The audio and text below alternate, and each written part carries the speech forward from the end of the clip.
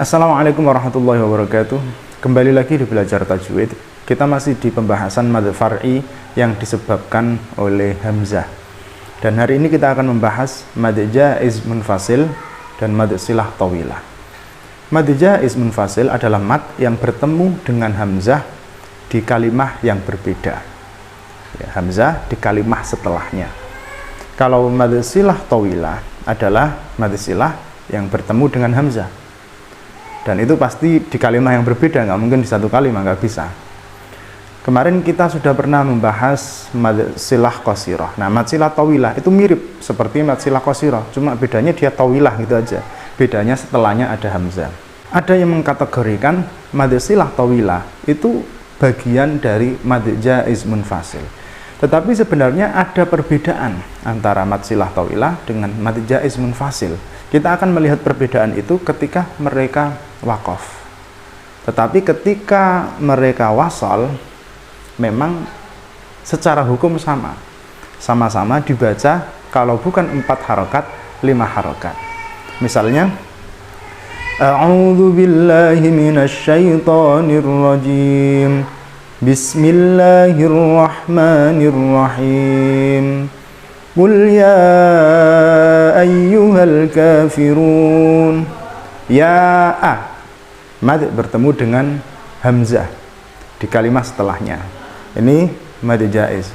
Kemudian yang mad silah tawilah, misalnya wa ma yuni anhu maluhu idza taradda.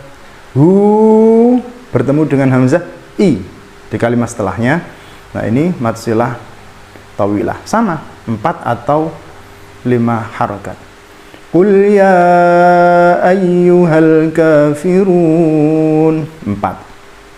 Wa ma yuni anhu maluhu idza taradda, 4. Yang 5, Qul ya ayyuhal kafirun, 5.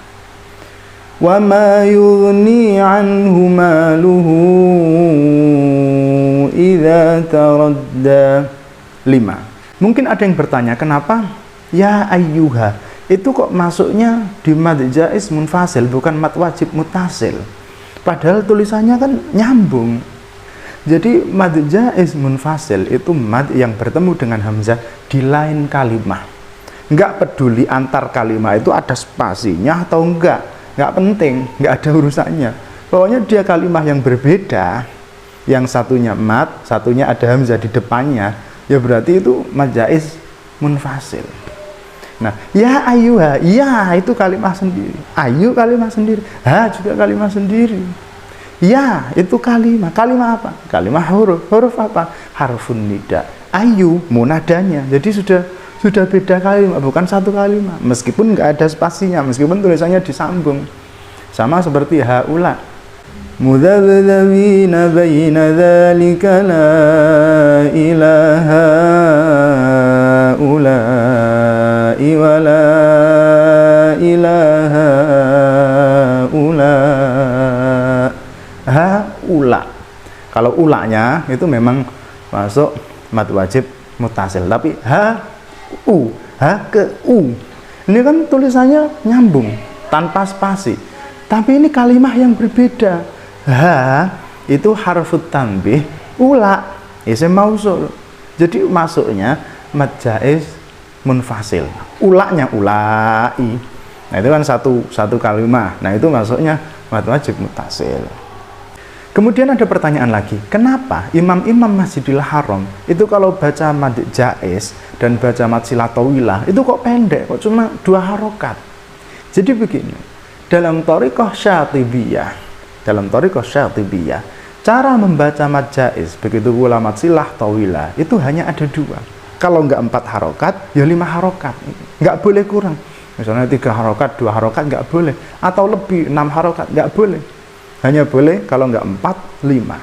Nah, di thariqah thayyibah atau thayyibatin nashr itu boleh hanya 2 harokat.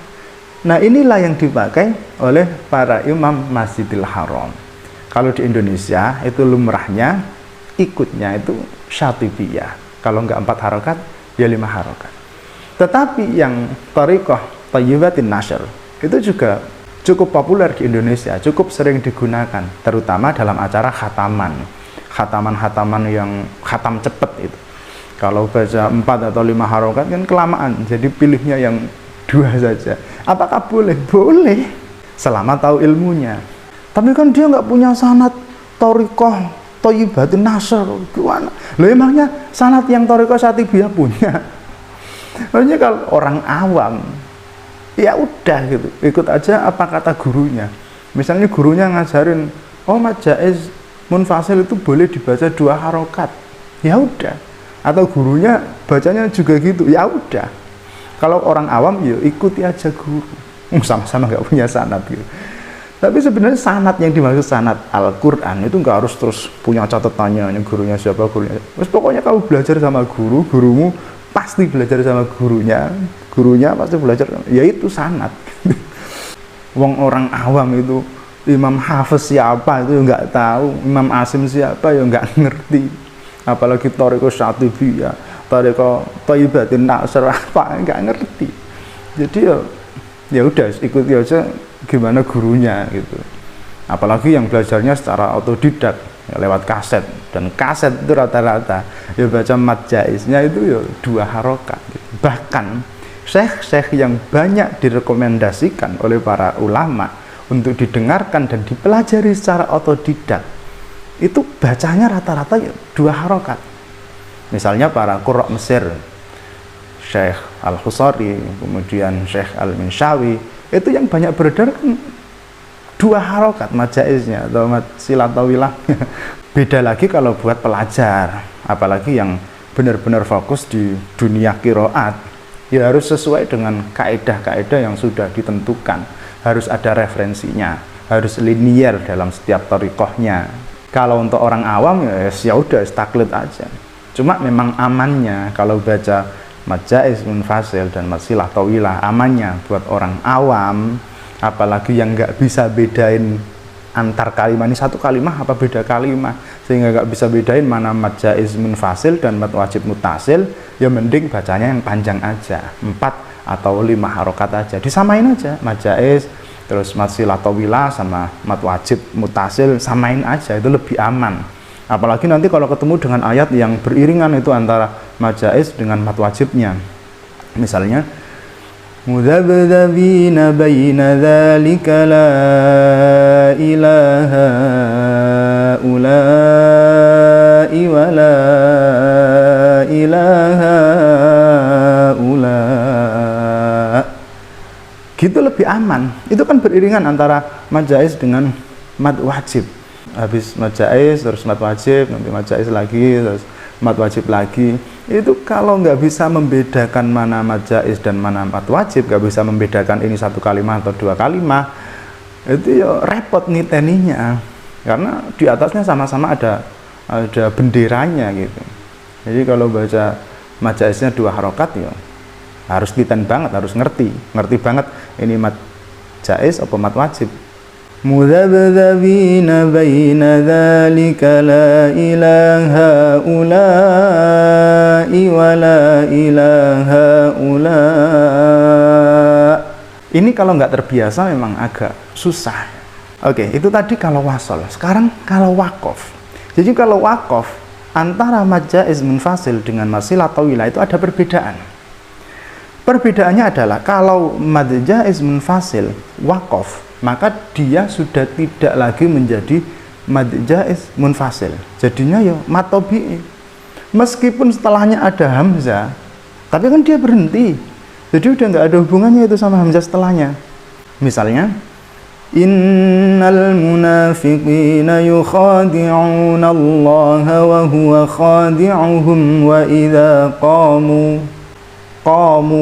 2 harokat saja, nggak boleh qamu, nggak boleh, meskipun setelahnya ada hamzah, tapi kan dia berhenti. Nah sekarang kalau saya lanjutkan, ya jadinya panjang lagi. Wa idza qamu ila sholati qamu kusala yura'unan nasa wa la yadhkuruna Allaha illa qalila. Itu yang mad jaiz munfasil. Kalau yang mad silah tawilah kok mandek, berhenti, waqaf, maka dia disukun.